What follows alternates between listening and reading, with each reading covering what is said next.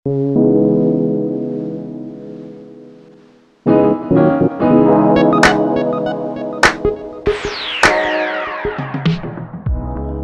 til. Du lytter til podcasten Den Nye Standard. Mit navn det er Nikolaj Vitrup. I dag har vi inviteret Liberal Alliances partileder Alex Vanopslagh til en samtale om hans politiske karriere og det mindset, det kræver at være leder i politik. Hej Alex. Hej. Velkommen til Den Nye Standard. Tak. Hver gang jeg starter op med dygtige mennesker i podcasten her, så spørger jeg mig altid, hvis man nu skulle beskrive sig selv med nogle få ord, hvad vil man så bruge af subjektiv? Ja, jeg synes altid, at sådan nogle spørgsmål er svære. Altså, hvad er det, man vil sige om sig selv? Jamen, det ved jeg ikke. Altså, jeg er et humoristisk, selvironisk menneske. Ustruktureret. Passioneret. Fedt. Så tænker jeg, at det nemmeste, fordi nu er du politisk leder, så er det nemt for dig at sige, hvad siger dine medarbejdere så om dig? Eller dine kollegaer? Det samme. Hvad siger de? Jeg tror, de siger nogle pæne ting. Jeg vil gætte på, at de siger, at jeg har et godt hoved, godt humør, burde blive bedre til struktur og komme til tiden og sådan noget, vil jeg tro. Det er jo ikke noget, man bare lige træner, når man har haft det helt liv, uden at være det. Så er det jo ikke noget, man bare lige lynbørge får. Nej, det er det ikke. Det er det ikke. Nej, jeg tror, at de primært vil sige pæne ting. Fantastisk. Det er mit gæt. Alex, skal vi ikke hoppe tilbage til begyndelsen? Fordi du er opvokset i Struer i Vestjylland. Et hjem, hvor du ifølge tidligere interview har sagt, at du ikke var politisk interesseret eller akademisk. Nej. Så hvor kom interessen fra, og hvor startede du hele din rejse? Jamen, altså, jeg ved jo ikke, hvor den politiske interesse kommer fra, men jeg tror jo, den var der jo sådan relativt tidligt forstået på den måde, at jeg elskede de der samfundsfagstimer i folkeskolen, og kunne godt lide sådan de der politiske diskussioner og debatten, og så tror jeg jo, at jeg med min opvækst og opdragelse er blevet formet i en borgerlig retning, forstået på den måde, at jeg er blevet opdraget efter, hvad jeg vil sige, er sådan helt klassiske vestjyske dyder. Altså, du skal sætte tæring efter næring, og klare dig selv i videst mulig omfang, og forsøge at undgå at klynke alt for meget over de sten på livets vej, man nu engang måtte støde på. Og det tror jeg, der har på et eller andet sted sådan givet et værdimæssigt grundlag, som har præget mig i en borgerlig retning. Men det var ikke sådan, at vi diskuterede meget politik derhjemme, eller at det var et hjem med klaver og aviser. Så jeg tror mere, det er sådan værdimæssigt i min opvækst, at jeg har fået nogle ting med, som har lagt et fundament, og så har jeg bare haft en politisk interesse i en ung alder, og synes, det var spændende og sjovt. Hvordan i forhold til, har akademisk været et emne, I har skulle snakke om derhjemme, eller har det været mere sådan, du har haft lidt fri til at lave, hvad du vil, eller hvordan har I, fordi politik, debat, altså, hvor er der et eller andet, vi kan grave frem, der er en retning, der bliver præget, eller er det simpelthen bare noget, der er kommet hen ad vejen? Jamen, jeg tror mest, det er det sidste, altså det er noget, der er kommet hen ad vejen, fordi det politik har ikke fyldt meget derhjemme, altså selvfølgelig er det jo ikke sådan, at min familie overhovedet ikke går op i politik. Altså, de går op i politik på samme måde, som en gennemsnitlig dansker gør. Man får set sine nyheder i TV-avisen og har en eller anden holdning, men det er jo ikke sådan en decideret hobby eller stor interesse eller noget, der fylder meget. Så jeg kan ikke sige med, hvor det er kommet fra, men det har bare været der i mange år. En politisk interesse og en gnist og en nysgerrighed vel et eller andet sted. Ikke? Og så tror jeg altid, at det har jeg jo også sagt i andre interviews, men altså, jeg har altid godt kunne lide at være sådan lidt en Rasmus modsat og indtage det modsatte synspunkt. Jeg ved ikke, hvor meget det stadig præger mig den dag i dag, men det var, sådan var jeg meget som barn og som ung. Selv på sådan små, helt latterlige ting. Ikke? Altså, dengang man begyndte at få mobiltelefoner, så havde alle jo Nokia i min klasse, men så skulle jeg have Sony Ericsson. Jeg skulle ikke have Nokia, det var noget lort. Jeg har aldrig haft en, jeg ved ikke, om det er noget lort, men det var bare sådan min intuitive tilgang. Og det har måske også gjort, at der har været sådan lidt noget debatlysten. Og, ja. Så du har aldrig haft en Nokia? Jo, jeg havde faktisk egentlig, da jeg var stressramt, der havde jeg en periode, hvor jeg sagde, nu vil jeg slet ikke have noget skærmtid, og der købte jeg sådan en gammel Nokia. Så det er faktisk en trend, der begynder at brede sig nu jo. Så du var forgangsmand på den trend måske? Ja, det var kun et par måneder, så droppede jeg det igen, så det kan jeg ikke tage æren for. Og fik du spillet lidt Snake måske? Hvis det gjorde jeg. Ja, det gjorde jeg faktisk. Der var et Snake på, ja. Ja, fantastisk. Skal vi komme tilbage til det? I 2011, der starter du i Liberal Ungdom, der melder du dig ind. I 2014, der bliver du formand for dem. Ja. Og i 2016, der vinder du DM i debat, så du har været god til at diskutere. Og så blev du partileder i 2019. Ja. Hvordan, det er jo en relativt hurtig karriere, du har fået gjort derinde. Ja, men det er jo fordelen ved at være et lille parti, så kan man jo hurtigt komme frem. Ja. Og hvordan vil du beskrive sådan hele den rejse har været fra du startede til nu? Hvordan har rejsen været? Jamen, først og fremmest enormt udfordrende og lærerig og sjov og spændende. Jeg er meget, meget taknemmelig over, at jeg har kunne tage noget, som jeg var passioneret omkring, og så at jeg har været så heldig, at det er jo i hvert fald om ikke andet for en stund, er også noget, jeg kan leve af. Det er jeg meget taknemmelig over. Det er jo ikke alle forundt, at man kan ende med at ens passion fører til en karriere. Må vi se, om det bliver en lang politisk karriere, eller hvad det gør, men jeg kommer nok til at arbejde og interessere mig for politik på den ene eller anden måde.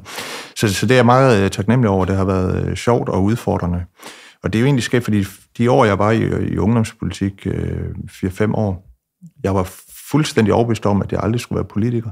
Altså, jeg så egentlig mig selv som en, der kæmpede imod politikerne. Altså, en politisk kamp, men ikke i forhold til at blive politiker. Altså, det var sådan meget den der selvopfattelse, vi havde i Liberal Alliances Ungdom, at jamen, vi var nogen, der godt kunne forsøge at påvirke politikerne, men vi skulle ikke ind og ædes op af systemet og blive sådan nogle karrierepolitikere. Og så sidder vi her. Ja, så sidder jeg her. Der er sgu ikke særlig meget til, for jeg tror, jeg stoppede der som ungdomsformand og vandt DM i debat og alt det der, og så jeg havde sådan et, jeg synes jo, politik var spændende, og så tror jeg stille og roligt, det former sig mit hovedsind. Altså, hvis du synes, det er sjovt, og du mener, du kan gøre en forskel, hvorfor så ikke stille op til et valg? Så det gjorde jeg. Hvad for en mindset har du båret med dig fra nu, eller fra den gang til nu? Fordi der har været mange, rejser. Jeg har været under spærregrænse og alt muligt sjovt og lavet på de mange år, eller været tæt på i hvert fald. Og du har jo skulle sætte en retning siden 19, men du har jo også før det skulle været en eller anden form, der har en holdning igennem det. Jo, altså jeg var jo leder af Ungdomspartiet, og var jo også spidskandidat og leder i godsøjne af vores gruppe på Københavns Rådhus. Jeg sad i byrådet der, eller borgerrepræsentationen, som det hedder. Så jeg har jo været vant til i forskellige sammenhænge politisk at skulle gå forrest. Og jeg tror jo, når jeg ser sådan tilbage på sådan de der 3 store opgaver, jeg har påtaget mig i politik, altså dels være formand for Ungdomspartiet, og så være spidskandidat til kommunalvalget, og sidenhen partileder for Liberal Alliance. Altså noget, der er gået igen alle 3 gange, har været, at så har jeg kæmpet for at opnå den position, og så er det gået rigtig dårligt i starten, og jeg har ligesom sådan tænkt, det hele er lidt noget lort. Og så har jeg fået vendt udviklingen på en eller anden måde. Det var så værst, efter jeg blev politisk leder, for der blev jeg jo de steder syg af stress. Men jeg tror, noget af det, jeg har taget med, det er jo et eller andet sted håber jeg i hvert fald, at det er sådan at hvile i, at når tingene er svære, og man ikke lige har svaret på de udfordringer, man står med, så giv det tid. Fordi man finder som regel en vej frem, eller en vej ud. Så det er måske noget af det, jeg har taget med på sådan lidt mere metaplan. Er der sådan en episode, udover, hvis vi lige lader stressen være, fordi det vil højst sandsynligt være der, hvor du har lært rigtig meget, men hvis nu tager, ud over stressen, er der sådan en periode, hvor du ser tilbage og siger, her lærte jeg ekstremt meget? Men det tror jeg gjorde hele vejen igennem på forskellige måder. Altså,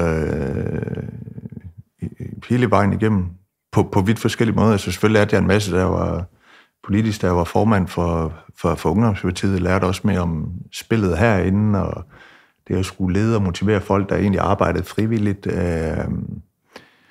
Lærte jo en masse, da jeg sad på Københavns Rådhus, i forhold til forhandlinger og den mediebevågenhed, der er i sådan en kontekst. Så jeg synes jo, jeg har lært noget på forskellige områder i de forskellige dele af det politiske, som jeg har kastet mig over. Ja.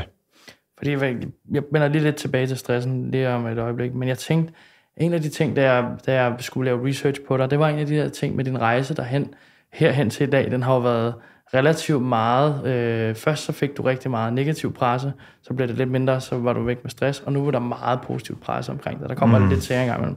Men der er jo altid øjne på dig efterhånden. Det er virkelig blevet markant, hvor mange der kigger på dig altid. Mærker du ikke selv det? Jo, altså i en dobbelt forstand, altså forstået på den måde, at vi er jo gået fra at være et parti, der ligger omkring spærregrænsen, og ja, okay, hvordan skete og klare det, til at vi er et parti, der ligger rigtig godt i målingerne, og det er sket på kort tid, og der er en anden opmærksomhed fra pressen, en anden interesse, og der er jo også kommentatorer, der mener, at jeg burde melde mig som statsministerkandidat, så det er jo den ene måde, jeg selvfølgelig mærker på, at på kort tid har vi vækstet meget, men jeg mærker det selvfølgelig også privat, at jeg er jo gået fra at være en politiker, som nogle få kendte, til at jeg jo har været partileder i en valgkamp, og det gør jo, at alle har en holdning til dig i hvert fald. Ja, det har de, og jeg skulle sige, man kan ikke gå i fred, det kan jeg jo godt, men altså, det er klart, man skal ikke.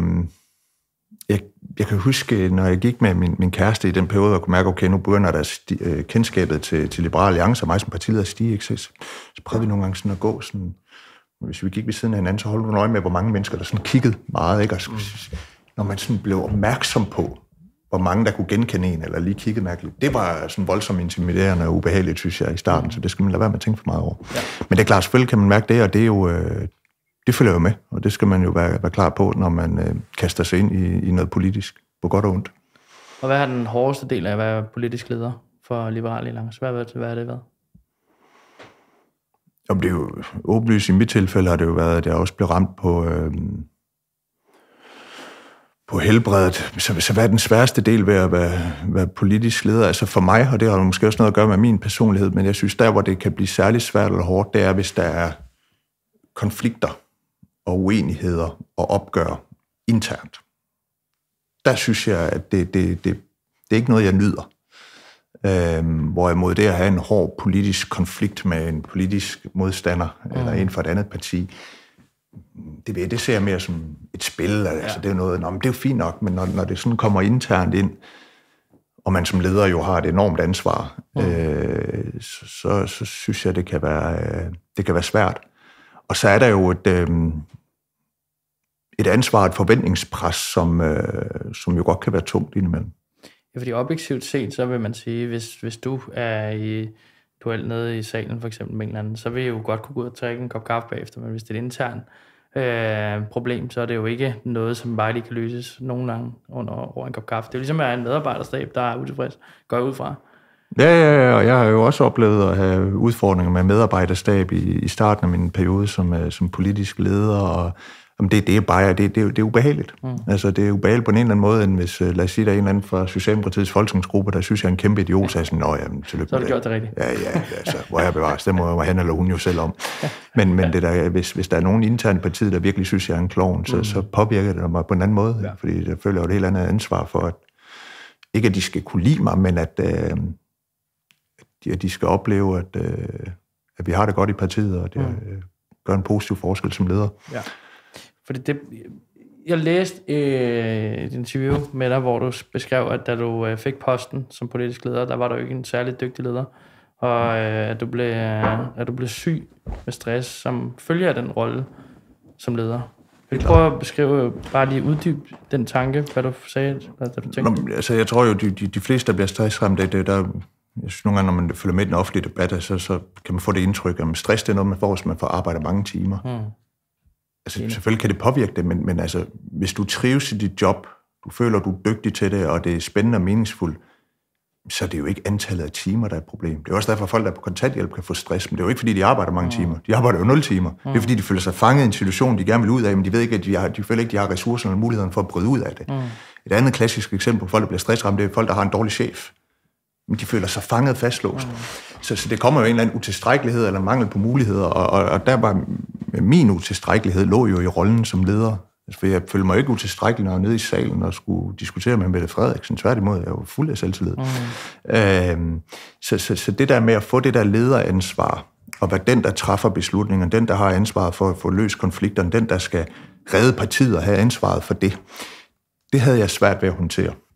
Og jeg har heller ikke haft tilstrækkelig ledererfaring til, at jeg kunne undgå at begå en række sådan typiske begynderfejl. Altså, en af dem var jo, at jeg var dårlig til at bruge vores medarbejdere. Så eksempelvis, hvis jeg skulle holde en tale, en grundlovstale, bare et eller andet eksempel, og så hvis jeg fik et udkast til en tale fra en medarbejder, og jeg ikke synes, det var særlig godt, så blev jeg sur, og så gik jeg ind, satte jeg mig ind, og så brugte jeg nærmest 10 timer på at skrive talen selv. Ja. I stedet for at sætte mig ned med medarbejderne og sige, okay, nu giver jeg dig noget feedback, og bum, så vi begge to kan lære, hvordan vi bruger hinanden. Ja. Og den der med at slippe kontrollen af den mentale øvelse, ikke at overkontrollere sin medarbejder, være god til at uddelegere og sådan noget, det var jeg jo eksempelvis dårlig til. Og jeg var også god til at gøre nogle ting, der var forkerte. Jeg var god til at udskyde svære beslutninger, udskyde konflikter. Og det tror jeg er en fejl, som mange ledere typisk kan begå, hvis ikke de har så meget erfaring. Og jeg begik mange af den type fejl. Hvordan kom du til den erkendelse, der er i dag? Altså er det lange gåture rundt om, eller ved vandet, eller hvad har du brugt? Har du været mentaltræner? Hvad delen har du men jeg oplevede jo helt konkret, at jeg blev syg og stressramt, og det gjorde så, at jeg tog fat i en erhvervspsykolog, som jeg kendte fra tidligere, hvor jeg brugte ham. Og så dykkede vi lidt ligesom ned i, hvad er det en, der stresser dig som leder? Og så tror jeg fik den tænkning, jeg fik ind under huden. Det tog noget tid, men den tænkning, jeg fik ind under huden, det er, at det er bedre at gøre de rigtige ting dårligt, end at gøre de dårlige ting, eller de forkerte ting godt. Altså, det er jo bedre, at du lærer, hvis vi tager det banale eksempel med at uddelegere og bruge medarbejdere, det er bedre, at du gør det på en dårlig måde, og træner dig i at gøre det, end at du bare er rigtig god til at lade være med at uddelegere, så overbebyrder dig selv med arbejde. Ja. Det er bedre, at du, selvom du måske ikke er god til at hvad har jeg givet eksempler, at tage konflikter, så er det bedre, at du gør det, fordi det er det rigtige at gøre, og så øver du dig i at gøre det. Og jeg tror, sådan, ligesom at få den der tænkning ind under huden med de ting, som jeg følte var grænseoverskridende eller svært som leder, det er jo den træning. Altså, det er den ene ting, der hjalp mig en del, og det andet var jo så, hvor mærkeligt det end lyder, men at være mere fokuseret på processen end på resultaterne. Og acceptere, om der er en masse ting, der er ude af min kontrol. Det er ude af min kontrol, hvad vi står i målingerne, hvordan jeg bliver opfattet, og om LA går hen og bliver en succes. Det, der er i min kontrol, det er, jamen, hvad er processen? Har vi en strategi? Følger vi den konsekvent? Behandler vi hinanden ordentligt? Er vi ærlige? Står vi ved det, vi mener? Og jeg tror, at det første års tid, jeg var politisk leder, jeg gik hele tiden og grublede over, hvad er det, LA skal gøre for at blive en succes? Hvad er det, LA skal gøre for at blive en succes? Ja. Hvor jeg undervejs, mens jeg var syg, fik det vendt om i hovedet og sige, altså i stedet for succeskriteriet skulle være, hvad skal det til for at få et godt valg, så vendte jeg om og sige, hvad er det, jeg mener, Danmark har brug for? Hvad er det, jeg er villig til at gå i døden for, i gåseøjne, i overført betydning? Altså, hvad er det, hvis nu LA skulle rydde af Folketinget? Jamen, hvad er så det, jeg skulle have sagt inden? Ja. Hvad er det, der driver mig? Og så kom vi ligesom frem til den kerne, så er det det, vi gør. Og så må det bære eller briste. Så det var en måde ved at fokusere mere på processen og på kernen i tingene, og ikke være så optaget af resultatet. Ja, det førte jo så til, at vi kunne bruge energien på i øvrigt at skabe gode resultater. Ja, fordi det er jo, altså har ledelsestilen hos dig så ændret dig også? Fordi nu begynder du at snakke om de interne ting, du har gjort for dig selv, men din måde i forhold til at kommunikere med medarbejdere, at den må vel også være mere gennemsigtig, og det må være nemmere. Ja, det er også en ting, jeg har været arbejdet med, altså at være transparent i videst mulig omfang, ikke? Ja. Hvor jeg tror jo, i starten kunne jeg godt have det sådan, at hvis nu der var et eller andet, vi skulle beslutte, okay, skal vi gøre sådan eller sådan? Skal vi være med i den her aftale, eller skal vi ikke være med i den? Og jeg så var usikker på, om man skulle tage den ene eller anden beslutning, så blev jeg sådan et, gud, det er jo mig, der leder, jeg skal tage beslutningen, hvorfor tager jeg den ikke bare, og jeg skal skjule det for folk, at jeg har den usikkerhed, i stedet for at sige, hvad er det, jeg er i tvivl om, jeg kan se, der er nogle fordele og nogle ulemper her, jeg er helt med på, det er mig, der har beslutningen, det er mit ansvar, men jeg vil gerne høre jeres input, jeg har brug for lidt tid til at tænke over det, altså man egentlig tager den på sig, transparens om sin usikkerhed, og siger, okay, så går vi den her vej, der har de ulemper og fordele, men jeg har den, jeg tager ansvaret for, at det er den vej, vi går, men jeg er transparent om, at jeg undervejs har brug for nogle input og noget usikkerhed. Og, så det er jo sådan et lavpraktisk eksempel på... Hvordan er teamsammensætningen for dig? Hvor mange har du, der refererer direkte til dig som chef? Altså i sådan en klassisk forstand har jeg jo én. Okay. det er sekretariatschefen, der har beføjelsesretten over vores sekretariat, og det er ham, der leder vores ansatte, og gør det jo et fremragende. Så det er jo sådan mere sådan formelt, ikke? Ja. Men der er jo en masse folk, som vi har ansat, som jeg jo har et tæt samarbejde med. Ja, fordi jeg tænker også, altså det kommer jo lidt, når jeg hører dig snakke mere og mere om det her, så bliver det på en eller anden måde meget tydeligere, at du har lidt ligesom en ledelsesgang i en virksomhed. Det her med, at der er nogle mennesker omkring dig, og teamet skal være rigtigt, der skal sættes nogle veje, skal være en bred enhed i alt, hvad I siger, sådan, så I alle sammen går den samme vej, for ellers så kommer der jo hele det der splid-problem. Så det er jo det der med også at få sat et team rigtigt i bund og grund. Ja, og det lykkedes jeg ikke med det første år, jeg var leder. Det lykkedes derefter, primært fordi jeg fandt nogle gode folk, der skulle sætte teamet på sekretariatet. Og så har vi jo nu har vi også en større folketingsgruppe, hvor man kan sige, der kan man ikke helt drage den samme parallel, fordi jeg kan ikke fyre nogen. Nej. Jeg kan heller ikke give dem lønforhold. Jeg har jo ikke selv valgt, hvem der er kommet ind i folketingsgruppe. Det har vælgerne jo. Selvfølgelig har jeg jo været med til at påvirke, hvem er spidskandidat de forskellige steder og sådan noget. Jeg er ikke helt hjælpeløs. Men altså, så det er jo noget andet. Og det er jo sværere. Det jeg prøver at lægge vægt på, og jeg vil nødt lyde heldig som om, at det gør jeg bare helt perfekt, men det jeg prøver at lægge vægt på, er jo, at vi har en kultur, der bærer præg af... altså, det skal jo være sådan i vores folketingsgruppe, at det er et rum uden konfliktskyhed. Altså, at vi kan altid udfordre holdninger, strategi, beslutninger, men at når vi forlader det rum, så står vi sammen udadtil. Men altså, det skal ikke være sådan noget med, at hvis jeg siger et eller andet, så skal alle folk bare makke ret, fordi jeg er partileder. De må gerne udfordre mig. Det er ikke sikkert, at jeg er enig eller lytter til det, men at vi har den kultur med, at alle holdninger gerne må blive udfordret.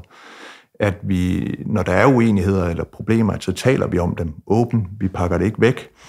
Og at vi har en fælles vision, en fælles strategi, som vi er enige om, at så er det her, vi gør. Det har vi besluttet, og det er det, vi hænger hinanden op på. Det er jo den måde, jeg forsøger at bidrage til, at vi går i samme retning i folketingsgruppen. Ikke? Og hvis du skal beskrive sådan din rolle, vigtigste egenskab som leder, hvad er den? Eller måske mere din rolle som leder, hvad den vigtigste er der?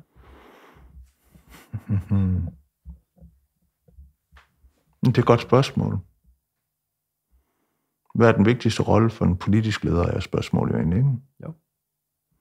Det falder jo flere dele. Jeg tror ikke, det er det, du spørger ind til, men altså, hvis man ser det store billede, hvad er det vigtigste rolle for en politisk leder? Ja, det er jo, at man kan få en pæn del af befolkningen til at tro på, at det, man mener, er den rigtige vej for Danmark. Ja. Altså, at man... Klar. At der er jo noget der. Og jeg mener også, det er en vigtig ting for en politisk leder at være bevidst om, hvad er det, man vil, og tage partiet i den retning. Men jeg tror ikke helt, det er det, du spørger ind til. Du tænker mere intern ledelsesmæssigt. Jeg tror mere, det er for dig, Alex. Hvad er det vigtigt? Hvad ser du som den vigtigste rolle for dig, når du går på arbejde og vågner op om morgenen? Jeg tror mere, det er den, jeg søger. Mere end jeg søger, hvad en politisk leder er god til. Fordi den kan vi godt søge på Google, og så kommer der 20 svar den for dig også. Men jeg har måske mere brug for sådan, hvad du står op om morgenen og tænker, det her, det er det vigtigste, jeg skal gøre internt i dag. Det er et godt spørgsmål, det er derfor, jeg ikke lige svarer så hurtigt. Altså, hvad er det vigtigste? Det ved jeg sgu ikke. Nej, jeg tror ikke, jeg kan sådan udpege én ting.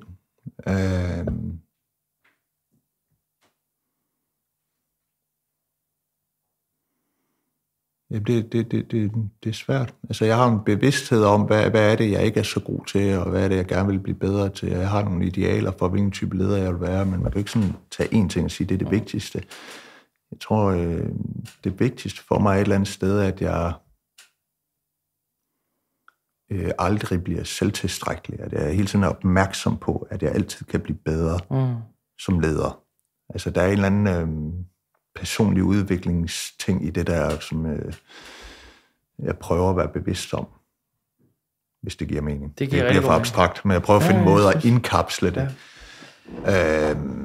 Jeg synes, det er et godt svar, fordi mange mennesker lever efter det her med at sige, at når først man har fået behovspyramiden dækket, du har et job, du har en familie, du har et sted at bo, du får mad, så er det jo det næste skridt, der hedder, jamen, hvad kan vi så gøre for at blive bedre hver eneste dag? Og det var jo det er jo en selvrealisering. Og, jamen, helt klart. Og det, jeg er der et sted nu, har været det noget tid som leder af Liberal Alliance, hvor jeg har den perfekte balance mellem, at næsten hver dag, går jeg hjem fra arbejde og tænker, det var svært og udfordrende, men jeg var god til det. Fedt. Og det er bare den der perfekte balance, fordi hvis man tænker, det her det er rigtig god til, men det er ikke svært, så bliver det kedeligt. Ja. Hvis man tænker hele tiden, det her det er for svært, jeg kan ikke finde ud af det, ja, så kan man, i hvert fald hvis man gør det længere. Ja. Lad det fylde for meget i hovedet, som jeg gjorde i en periode, ja, så kan du jo blive de steder syg af det. Så jeg er et sted, hvor jeg bare føler mig udfordret, men også på en måde, hvor det matcher nogenlunde godt. Og det synes jeg er fantastisk. Fedt. Det er meningsfuldt for mig. Jeg har et holdningsspørgsmål til stress. Mener du, at det er svært at snakke om? Har du haft svært ved at snakke om det? Fordi det virker som om, du er blevet meget, meget åben omkring, at stress er en ting. Og jeg synes jo, jeg møder rigtig mange mennesker, der har stress. Og jeg får sådan forskellige fornemmelser af, hvor de er henne i, om stress bare er... Det er jo en folkesygdom efterhånden, for der er så mange, der har det. Altså jeg synes, det var svært at tale om første gang, jeg skulle gøre det. Det var svært at være åben om, men når jeg først havde passeret den grænse, og først havde givet de første par interviews, hvor jeg jo nærmest sådan, går i mange detaljer, måske også for mange, jamen så er den der grænse jo ligesom overtrådt, og så er det jo som det er. Jeg havde jo... inden jeg meldte noget ud offentligt, var jeg jo syg et halvt års tid. Hold op. Og det vidste Ole og Henrik, det vil sige dengang hele folketingsgruppen, og det vidste vores medarbejdere herinde, der var ikke så mange dengang, der var 10-12 stykker, men dem var jeg ligesom åben over for, at jeg prøver, jeg har simpelthen brug for at ville ud i kalenderen, og det eneste, jeg skal i kalenderen, det er dels at arbejde med strategi, de ting, der skal give et godt valg, og så de ting, der gør, at vi kan holde det skjult for offentligheden, at jeg er syg. Ja. Så det vil sige, at der var nogle forhandlinger, jeg skulle deltage i. Jeg skulle være nede i spørgetimen, og de der store debatter nede i Folketingssalen og sådan noget, men ellers så skulle helt ned. Ja. Og det fungerede ikke for mig. Jeg fik det værre og værre. Ja, og da jeg så tog beslutningen der i januar 2021, må det være. Ja, 2021. At nu ville jeg melde det offentligt ud. Altså, det var enormt grænseoverskridende, og jeg var meget bekymret for, om folk ville reagere negativt på det. Lad os hoppe lidt videre. Tidligere har du fortalt, at kampsport, det har givet dig nogle redskaber i forhold til præstationsangst. Det er jo et genialt citat, synes jeg egentlig. Ja. Så hvad for nogle redskaber har du taget med dig ind i det politiske liv? Ja, man kan sige, det er jo egentlig idrætspsykologi, der har givet mig redskaberne, kan man sige.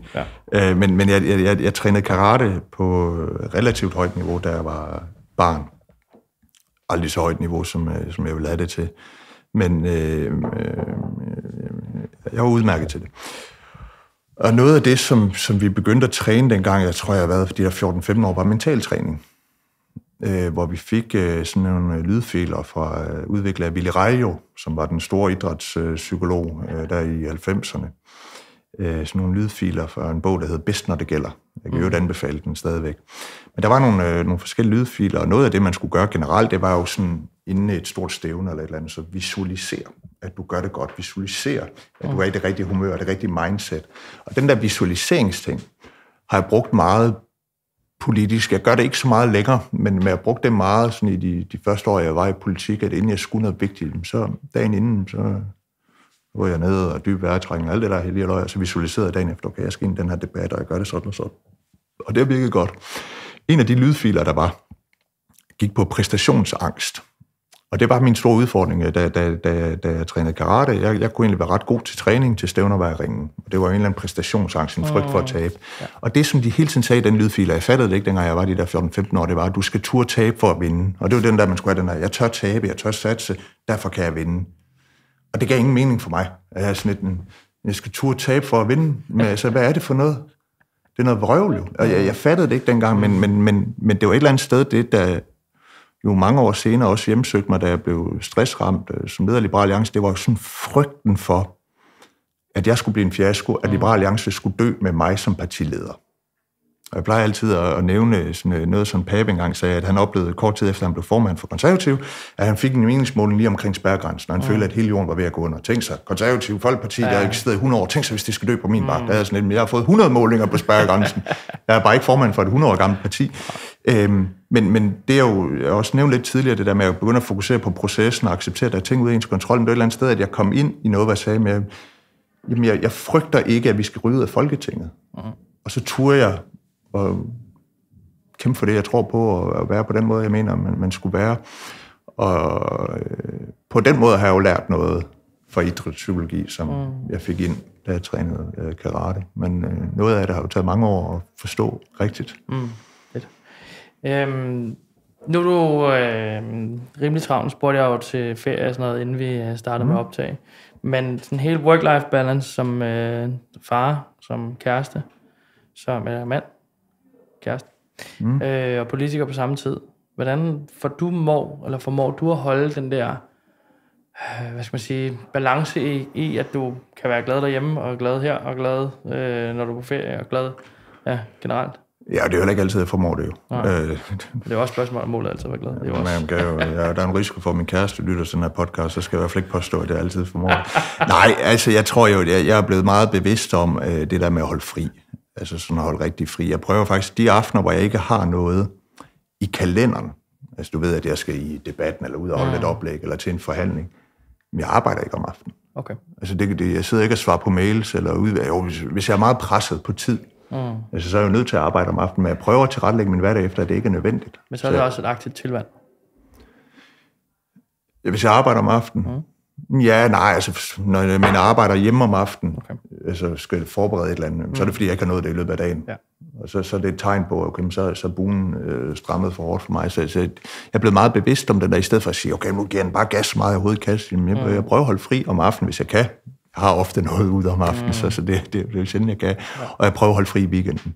Så hvis ikke jeg holder fri i weekenden, så er det enten, fordi jeg skal deltage i noget fysisk, eller også er det, fordi der kommer noget ind, som jeg er nødt til at reagere på. Men jeg planlægger efter at holde fri i weekenden, og det har jeg brug for, jeg finder glæde i det. Jeg holder også fri i ferien. Altså, jeg har overhovedet ikke arbejdet i juli måned. Der har lige været nogle få ting, jeg skulle håndtere, men det har ligesom været det. Der, hvor det er udfordrende, er på to fronter. Det ene, det er at formå at være nærværende, når man kommer hjem. Altså, jeg har det sådan, hvis jeg har kørt et højt tempo hele dagen, hvor der ikke har været noget fordybelse på noget tidspunkt, nogle pauser, så er jeg svært ved at omstille mig at komme hjem. Det er det ene. Og det andet er, at jeg kan jo godt have arbejdet så meget i løbet af ugen, at jeg mentalt er helt kvæstet i weekenden. Og så derfor heller ikke er nærværende. Og det er der, hvor jeg vil sige, det er der, jeg er udfordret. Det er på at have overskydende energi til, når jeg holder fri. Så at det at holde fri ikke kun bliver genopladning, men det at holde fri egentlig også bliver at være noget for min kæreste og min søn. Og det er noget, jeg ved, jeg skal blive bedre til. Fedt. Fantastisk. Lad os hoppe over i noget, hvor du kan køre den af, som du er allerbedst til. Kulturen i Webbing, eller undskyld, i Liberal Alliance. Det var lige før, det var i min forretning, du. Kulturen i Liberal Alliance? Ja, det var lige før, jeg sagde min forretning. Der ligger du ikke så meget kultur. Trods alt har jeg nogen, der stemmer på dig. Du siger, at skabe en kultur, det gør du via åbenhed og transparens. Vi har også snakket lidt om det i dag. Men hvordan formår du at få sat hele folketingsgruppen op, Liberal Alliance, til ligesom at sige, at vi skal være denne her kultur, det er det her, vi er, det er det, I kender os på? Ja, og det er jo også lettere sagt end gjort, og det er jo noget, der bygger sig op over tid. Men altså, jeg har jo selvfølgelig tænkt lidt over, hvad det er for nogle principper, nogle ting, jeg ønsker mig i forhold til transparens, i forhold til, at der ikke er sådan noget, det skal ikke være sådan et eller andet helligt rum, hvor vi ikke tør udfordre hinanden, eller hvis der opstår irritationer og gnidninger, det gør der jo, at så er det noget, vi pakker væk. Og der har vi jo med den nye gruppe jo haft snakket om, hvad er det for en kultur, vi ønsker, og har også skrevet det ned. Og så evaluerer vi jo løbende på dem, lever vi op på det, vi har aftalt. Og forhåbentlig kan vi på den måde være med til at skabe en kultur og nogle gode vaner, her mens det går godt. Folk er glade, der kommer en masse nye ind, der er gode målinger. Og når det så kommer til at gå dårligt den dag, og det gør det, fordi det gør det for alle partier, det er op og ned. Altså, der er aldrig nogen partier, der kun går opad, så vil vi have et eller andet parti på 100%. Ja, altså forhåbentlig har nogle af de gode vaner sat sig som en kultur, der gør, at vi bedre kan håndtere udfordringerne. Men lad os se til den tid, om det lykkes. Men det er jo den måde, jeg forsøger at arbejde med det på. Ja, fordi der er jo også noget selvopfattelse, der ændrer sig, tænker jeg, når I bliver større og større. I har vel en anden opfattelse af, hvad Liberal Alliance skal være for Danmark og for politik, end det var for... Jo, men det ændrer jo ikke på opfattelsen af, hvad det for en kultur, vi gerne vil have internt. Okay. Så I arbejder ikke anderledes nu, hvor I er blevet større, end I var, da I var små? I forhold til den opfattelse af det? Jo, men så tror jeg hører de spørgsmål forkert, fordi hvad der angår den kulturen, det er jo mere sådan, med, hvordan arbejder vi sammen, og hvordan, noget jeg også har været optaget med kultur, det er jo at stræbe efter at få sådan en high performance kultur, altså At man virkelig gør sig umage. Ikke at alle skal være perfekte, at alle skal være sådan nogle supertalenter.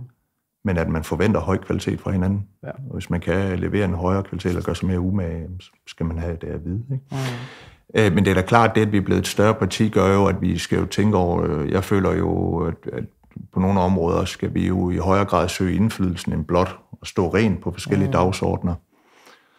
Og ja, det selvfølgelig gør mig nogle tanker om sådan rent strategisk, hvad kan vi gøre for at blive et større parti.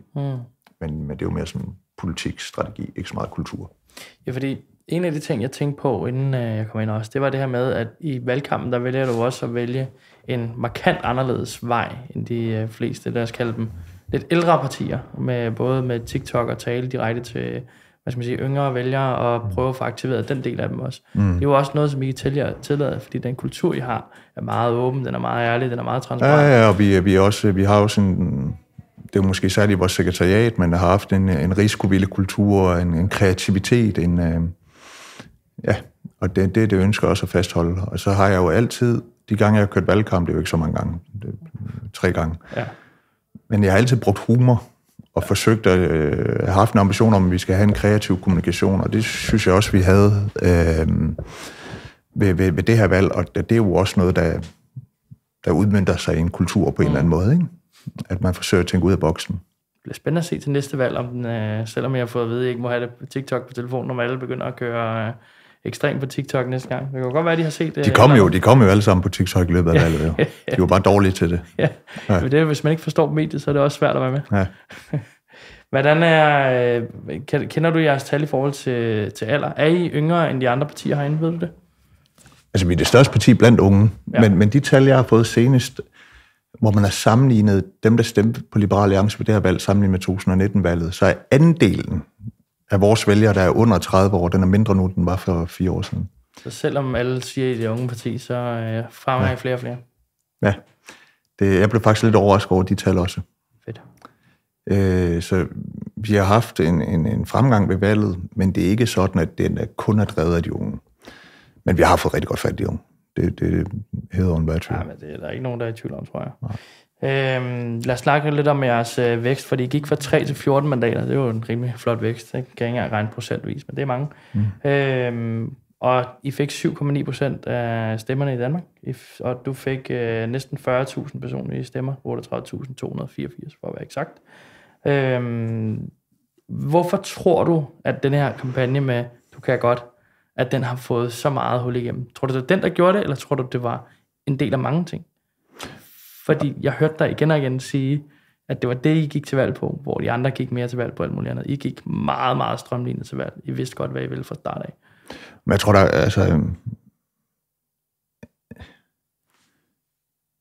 jeg tror, at Du kan godt kampagnen var en del af mange faktorer, der gjorde, at vi fik et godt valg.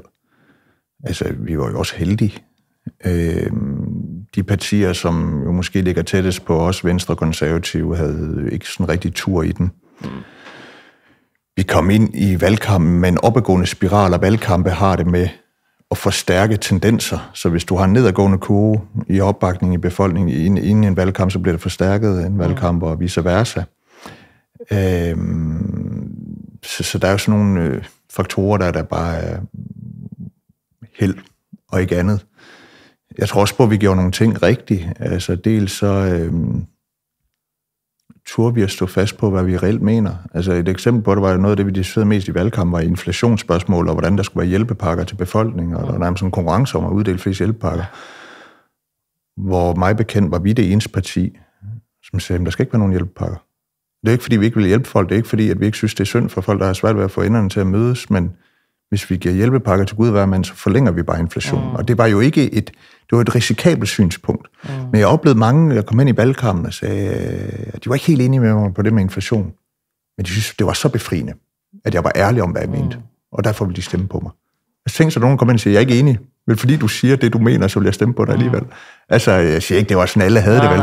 Men jeg tror, at det gjorde noget positivt. Og så tror jeg helt klart også, vores Du kan godt kampagne, det at vi ikke kørte en valgkampagne primært fokuseret på, når topskatten skal væk, og de første 7.000 kroner skal være skattefri, der skal være færre regler i det offentlige. Alt det der konkret politik, så siger man, hvad er de grundlæggende værdier, hvad er menneskesynet bag vores politik?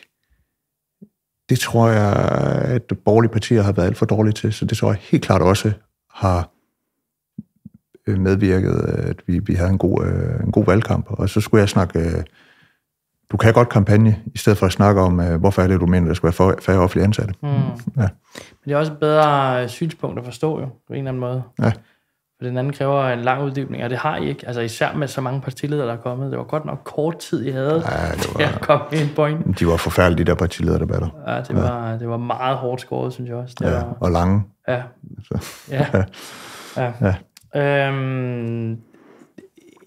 I røg jo ind i et tv-reklame, ID, hvor I kom ud og lavede den første politiske tv-reklame nogensinde. Ja, på Viaplay eller TV3 Plus. Ja. Hvordan dævlen kom I på en idé om, at I skulle tv-reklame? Det var også nytænkning. Og vi har jo meget af vores nytænkning kommer også. Vi har en fantastisk kampagnechef, eller i det hele taget et fantastisk sekretariat, der er fuld af kreativitet og gode idéer, men vi har en kampagnechef, Mads Korsholm, som jo er en skæv type, og det mener jeg kun godt. Og han havde fået lusket sig frem til, at det er jo forbudt at lave politiske reklamer på dansk tv, men Viaplay havde jo base i Sverige, eller hvor det nu er henne, og de ville gerne lave det. Så siger jeg, så gør vi da det.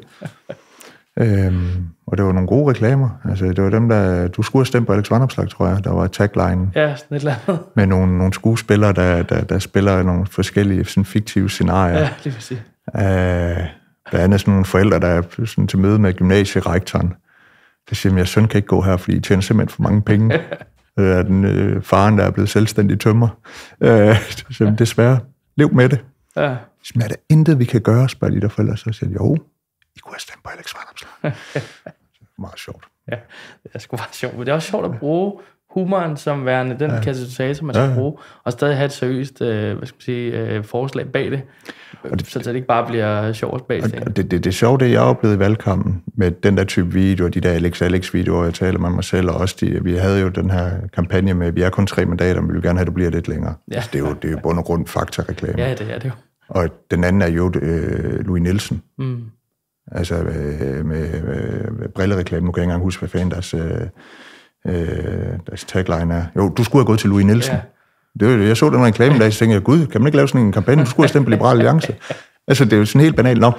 Men den humor, vi brugte i de kampagner, det var ikke de unge, jeg oplevede reageret på det. Det var sådan nogen som min papfar, der arbejder nede på et værksted. Det er fandme bare sjov. Det er ikke en af, det er bare sjov. Ja, så ser jeg kun 3 mennesker der. Altså, ja. Hvordan, altså fordi nu er du selv inde på, den var lige til grænsen, ikke, med reklamen. Oplevede du det som værende en shitstorm, der var på det, eller hvordan oplevede du den respons? Eller var det bare... Der var et par negative artikler lidt på Twitter, men... Det er jo de unge. Altså, de unge og fremadstående, de skal altid prøve grænser af. Det fik jeg jo jeg oplevede ikke, det var en shitstorm. Nej. Slet ikke. Fantastisk. Og det var jo også lovligt, jo. Ja, altså, vi brød jo ikke loven. Det var vi meget bevidste om, vi ikke skulle bryde loven. Ja, det. Vi fandt bare et hul i den. Ja, sådan er det jo. Nu sidder I jo også herinde, så kan I jo kigge igennem og få tryk til at dele. Ja. Og hvordan har sådan din egen popularitet, fordi nu snakker du omkring det her med at gå på gaden, og det var en af de ting, du oplevede i forhold til, at der virkelig steg noget popularitet i det. Men du er også blevet ikke bare bredt kendt, men du er også blevet meget populær politisk leder. Så hvordan har du oplevet den under valgkampen, og så efterfølgende også her? Nå, men jeg oplever, at altså det er da rart at få noget anerkendelse for den indsats, man gør i sit arbejde. Og nu har jeg jo så et arbejde, hvor der er en meget offentlig bevågenhed. Så det er da meget taknemmelig over, også bevidst om, det er jo ikke noget, der var ved. Der, hvor vi måske har kunne mærke det mest tydeligt ekstremt, har været med unge mennesker. Altså, hvor der også nogle gange har tænkt lidt, altså, roligt nu. Altså, hvor det næsten er blevet sådan noget popstjerne-kultur, jeg har sådan et slap nu af. Altså. Kender de overhovedet dit fornavn, eller kalder det bare Daddy? Det er lidt forskelligt, men jeg kender godt fornavnet. Ja. Men der er nogle gange ting sådan lidt... det har været sådan lidt overvældende nogle gange. Ja. Også fordi jeg er sådan lidt... Altså, der er ingen grund til at gøre mig til et idol. Altså, jeg er en politiker, jeg kæmper for det, jeg tror på, og jeg håber på, at jeg kan gøre en forskel for landet. Det er dejligt, hvis nogen synes, jeg gør det godt, og gerne vil støtte op. Men der må være noget med... Mennesker af kød og blod, fuld af fejl, ligesom alle andre. Altså, ja. Men merchandise-salget det sted? Ja, det er det. Ja. Og så jeg, du holdt et rimelig stort politisk arrangement, privat arrangeret. Det ser man heller ikke. Ja, i KB-hallen? Ja, det var fedt. Jeg er virkelig glad for, at det lykkedes at samle over 2.000 mennesker på tværs af alle aldersgrupper i øvrigt. Jeg er overrasket over, at der ikke var flere unge. Og jeg tror på, vi kommer til at lave nogle flere af den type events, og jeg tror også, andre partier kommer til at kopiere det. Ja, men det er jo også igen I forgangsmænd på det. I prøver noget andet. Ja, vi tør at tage et sats og risikere. Det er jo en kultur. Præcis. Jeg kan jo sige, at det var også flere af vores medarbejdere, der overbeviste mig om, at man skulle gøre det. Okay. Jeg var modstander i starten. Det bliver jo pinligt, hvis vi samler 300 mennesker et sted, hvor der kan være 2.000, og jeg er også lidt, lad os tage Bremen Teater. Ja. Der kan være 500-600 mennesker. Og så ringede vores kampagnechef, så jeg har booket KB-hallen. Super. Jeg rystede på, at vi gør det, men jeg tror, det er en dårlig idé. Så må jeg have sådan nogle tæpper op. Det lykkes heldigvis. Ja. Nå, Alex, du har jo været i politik siden 11. Det er jo så efterhånden snart 13 år. Ja. Hvad de hårdeste bump på vejen, du har oplevet, er der nogen, du sådan erindrer som værende? Der var det godt nok bumpet, og ikke særlig sjovt. Du skal selvfølgelig ikke tilbage i stressen igen. Men nej, men det er klart, det der, hvor det har været mest indgribende, ikke?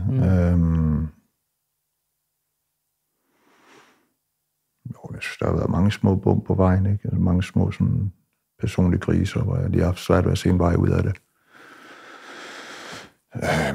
Så det går jo op og ned i politik, og indimellem er det jo, det kan blive meget sådan personligt, ikke? Ja. Hvordan håndterer du sådan, lad os nu sige, Gud forbyde, at det begynder at gå negativt for Liberal Alliance i morgen. Hvordan vil du så håndtere den modvind, du vil være? Har du overvejet, tænkt over det? Har du lavet dig en eller anden form for en plan af, hvis der nu kommer et eller andet, jamen hvordan håndterer du så den? Jeg har ikke lavet nogen plan for det, fordi det kommer an på, hvad der opstår. Men jeg vil have den ambition, at jeg minder mig selv om, at det er en del af rejsen. Det er en del af udfordringerne. Og at man må klare det bedst muligt, og gøre det, man tror er det rigtige at gøre, og så se, hvad det fører til. Men det er jo en ambition. Det er jo ikke sikkert, at jeg evner det. Det er jo godt, at jeg går og forbander det helt langt væk, og bekymrer mig fra morgen til aften. Så må du lave nogle flere store politiske shows, hvor du kan brokke dig. Ja, men der kommer nok ikke nogen mennesker, hvis det er gået ned ad bakke, ikke? Så det er jo mere et mindset, jeg håber, jeg vil tage med mig. Men det er jo ikke sikkert, at jeg lykkes med det. Du skrev en bog her lige før sommerferien. Hvorfor den hed Vejen til ansvar? Hvorfor var det vigtigt for dig at skrive en bog? Jeg synes i det hele taget, at det er godt, når politikere skriver bøger og prøver at samle deres tanker. Og min indledende tanke med den bog var et eller andet sted at sige, okay, lidt i forlængelse den der, du kan godt kampagne, altså sådan, hvad er det, sådan de der grundlæggende værdier og idealer, jeg tror på, der ligger bag vores politik. Og det forsøgte jeg jo så at udfolde i bogen, samtidig med, at jeg også fortæller lidt af min egen historie. Og lave vægt på forskellige ting, som jeg måske brænder mest for. Og så sådan helt personligt havde jeg brug for at bevise over for mig selv, at jeg godt kunne skrive en bog. Så det var også sådan lidt et personligt mål, at det kan jeg godt. Det har jeg ønsket længe. Fedt. Så det har været en blanding mellem, at jeg synes, det er vigtigt at gøre som politiker. At når man stiller sig op og siger, at jeg vil gerne have magt i det her land, jamen så skal man jo også sige, hvad er det, man står for. Og der mener jeg jo, at det er en bog, der virkelig sådan fokuserer på kernen i det, jeg tror på. Og det er sådan det værdimæssige grundlag. Ja. Et sidste spørgsmål, inden vi runder af. Hvis nu, at voksne Alex skulle give et godt råd til unge Alex, der ikke var helt interesseret i politik, hvad ville det så være? Hvor unge Alex snakker vi? Inden du kom ind i det første politiske parti, må vi næsten gøre. Vi kan også tage den første dag, du meldte dig ind. Lad os gøre det. Den dag, du meldte dig ind. Så vil jeg bare sige, nyd det for pokker. Og lad dig ikke slå ud af modgangen. Det skal nok gå, det hele. Og hvis ikke det går, så går det nok også. Jeg tror, jeg har undervejs i de her 10 år, jeg har været aktiv i politik, jo haft ambitioner om at påtage mig mere og mere ansvar og se, hvad det kunne føre til, men jeg har også indimellem været unødvendigt tynget af, når tingene ikke gik godt. Og det er jo en personlighedsting, tror jeg også. Altså, du kan jo lave alle mulige analyser og selv være, hvad vil jeg. Men Men det vil nok være nogle af de ting, jeg vil fokusere på, hvis jeg mødte mit unge jeg. Fantastisk. Alex, tusind tak, fordi du ville deltage. Tak for, at jeg måtte.